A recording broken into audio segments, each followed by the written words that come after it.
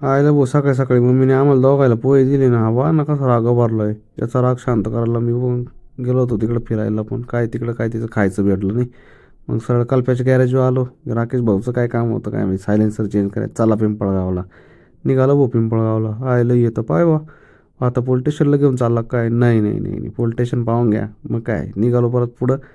बाबू पिंपळगावला जायला किती वेळ लागतो आणि किती वेळ नाही. अरे मला नेमकी हे काय समजा ना बा, या गाडीचं काय होईल काय नाही. पुढं आलो. पुढं पाहत होतो काय रस्त्याचं काम चालू राहू. ओ एस टी आले काका. इथली माणसं कुठं जायला होती काय माहिती राहू. आणि पंपावर पाहत होतो तिथं नाही काही नाही. च्या आईला म्हटलं नेमकी चालू काय हे द्राक्ष पुशी तर नाही राहू कोणी. किती धुळकटे तेवढं. शेवट राजूकडं आलो.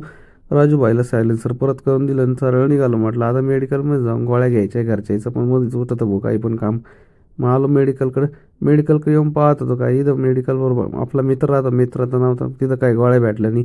म्हटलं चला मग काय इथं ग्रीन प्लस मेडिकलला येऊन पाहू. लगेच गोळ्या भेटल्या. म्हटलं चला आता पुढं काय काम आहे, पुढचं काम बघू. मार्केट लाईनला निघालो. मार्केट लाईनवरून पाहतो काय चायला यांची ट्रॉफिक तर मग भलतीच पांगेल राहते राव. मग मार्केटवर आलो. मार्केटमधून मग पावती बिवती काय होती ती सर्व पेड करून घेतली. म्हटलं चला आता झाली पार्टीची भाऊ सोय. म्हणतो पार्टी नाही, चल पटकन गाळा सापडायचा आहे आपल्याला. मग निघालो तोंड एवढं एवढं करून गाळा सापडायला. गाळा काही सापडला नाही भाऊ. सापडलं तर ते बंद सापडली. मग निघालो घरी तन करीत. काम काही झालं नाही. मग तुम्ही यार जाऊ द्या यार, उद्या उद्या होईल आमचं काम, पण तुम्ही तेवढं व्हिडिओला लाईक आणि फॉलो करून घ्या राव.